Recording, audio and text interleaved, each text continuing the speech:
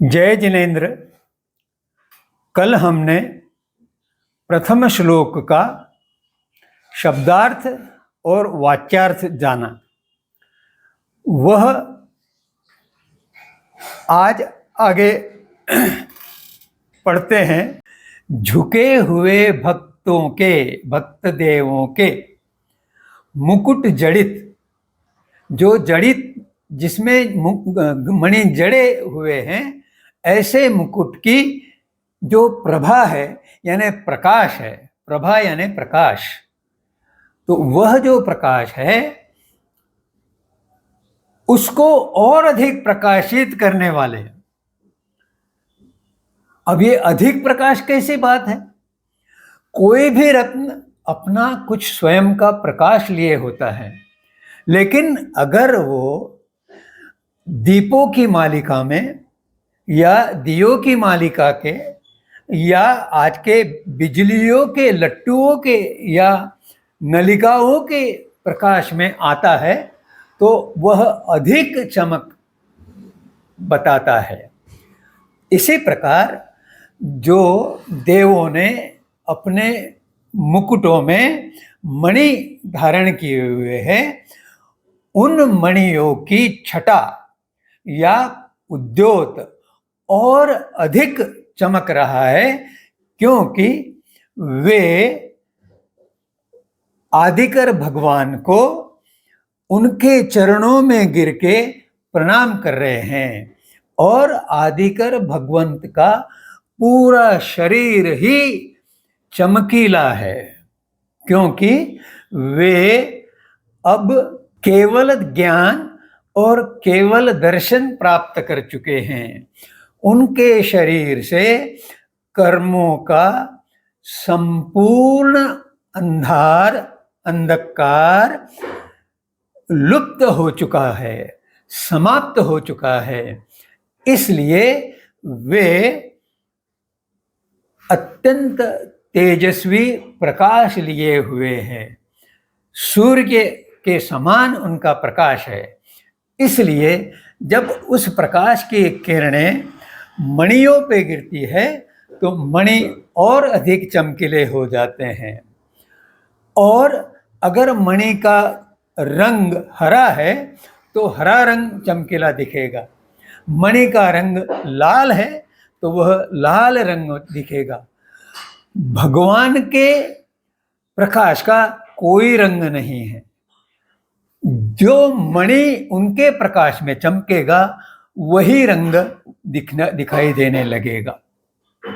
तो इस प्रकार उन मणियों को प्रकाशित करने वाले और पाप रूप अंधकार के समूह, मैंने ऊपर बताया था कि वितान को डेरा बताया हुआ है, अर्थ डेरा बताया हुआ है। डेरे के नीचे बहुत सारे लोग एकत्रित हो सकते हैं, समूह में उपस्थित हो सकते हैं।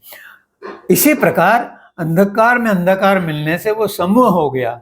तो इसलिए अंधकार के समूह विभिन्न कर्मों के बंधन बंधे हुए हैं। तो वह आठों प्रकार के कर्मों के जो बंधन है वह भी एक प्रकार से समूह है। तो ऐसे अंधकार के समूह को नष्ट करने वाले और युग के प्रारंभ में यानी अपने अपने युग यानी शासन, हर तीर्थंकर का अपना शासन काल होता है। तो उस शासन के प्रारंभ में, अर्थात जब वे स्वयं तीर्थंकर स्वयं विश्व में उपस्थित है, पृथ्वी धरातल पर उपस्थित है और लोगों को अपना मोक्ष मार्ग का उपदेश कर रहे हैं, उनके युग के प्रारंभ में संसार समुद्र भवसागर में डूबते हुए अपने कर्मों के कारण प्राणियों को, जीव जंतु, मनुष्य, वनस्पति, सभी प्रकार के जीव, ये जो गिरने वाले हैं उनके लिए वे आदिकर आश्रय है, आलम्बन है। ऐसे जिनेन्द्र देव को उनके चरण द्वय में, चरणों की जोड़ी में मैं मन काय वचन से प्रणाम करके, यहाँ यह श्लोक समाप्त होता है। मुनि मानतुंग ये कहना चाह रहे हैं, आचार्य मानतुंग ये कहना चाह रहे हैं कि मैं उनको प्रणाम करके, लेकिन यह श्लोक अपूर्ण है, इसका संबंध दूसरे श्लोक से है। कवि जो कवन रचता है उन शब्दों में वह बहुत और अर्थ डालता है, इसलिए केवल वाच्यार्थ या गद्यार्थ समझने से काम नहीं चलेगा। इसलिए हम आज इसका भावार्थ समझने का प्रयास करेंगे। अर्थात रचयिता, कवन का जो रचनाकार है, वह और क्या कहना चाहते हैं उसका हम कुछ टोह लेने का प्रयास करेंगे। पहला शब्द है भक्तामर। अब भक्तामर यानी देव ऐसा कहा गया है, परंतु भक्तामर की अगर हमने विभक्ति की तो वह होता है भक्त और अमर, इन दो शब्दों का संधि। अब भक्त यानी जिसमें मन में भक्ति है, ऐसा व्यक्ति, तो देव या इंद्र भक्तिवान हो सकते हैं, परंतु एक और तो ये कहा गया है कि देव जन्म के पश्चात मनुष्य जन्म मिलने पर ही मुक्ति का मार्ग प्रशस्त हो सकता है। तो फिर देव मरते हैं या नहीं? अमर क्यों कहा गया है इस काव्य में? तो इसका साधा और सरल अर्थ ये है कि जिसकी मृत्यु होती है वो तो मरणशील है, लेकिन जिसकी मृत्यु नहीं होती वो अमर होता है। तब देव या इंद्र ये अमर कैसे हुए? तो उसका उत्तर ये है कि देवों का जन्म नहीं होता, उनका उपपात होता है। उपपात का अर्थ यह है कि जैसे ही देवलोक में उस जीव की आत्मा पहुंचती है, उसी क्षण वह एक चादर के नीचे, एक देव वस्त्र के नीचे युवा रूप में उत्पन्न होते हैं। यानी उनका जन्म नहीं होता, सीधे वे युवा बन के ही वहाँ अवतरित होते हैं एक प्रकार से, इसलिए उसे उपपाद कहा गया है। और जब जन्म नहीं हुआ तो उसकी मृत्यु नहीं है, इसलिए वो अमर हो गए। फिर प्रश्न उठता है कि फिर मनुष्य जन्म वो कैसे लेंगे? तो उसका वर्णन इस तरह से बताया गया है कि अपनी उस देवलोक की आयु समाप्ति पर वे देवलोक का त्याग करके पृथ्वी तल पर च्यवन करते हैं, इसलिए उनकी मृत्यु होना नहीं कहा गया। इस प्रकार जिसका जन्म नहीं और जिसका मृत्यु नहीं वो अमर है, इसलिए जो देव रूपी भक्त है, इंद्र रूपी भक्त है, उन्हें अमर कहा गया है।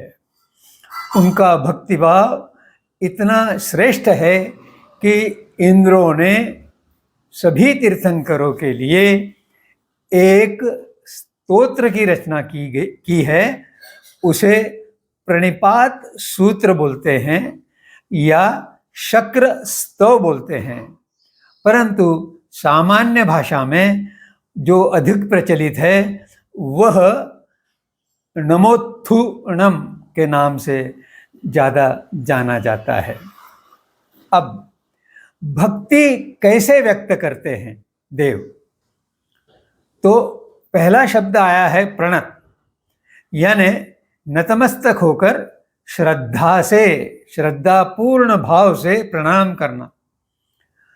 सम्यक प्रणम्य, सम्यक यानी उचित, और उचित पद्धति से प्रणाम करके, अर्थात क्या कि विधिवत वंदन नमन करना है, विधिवत स्तवन करना है। और इस संपूर्ण वंदन नमन स्तवन की प्रक्रिया विशिष्ट प्रकार से बताई गई है। वंदन, तो उसके लिए वंदना सूत्र आता है जिसे तिखुतो सूत्र बोला जाता है। उसकी विधि आप सब लोग जानते हैं। नमन 3 प्रकार से किए जाते हैं।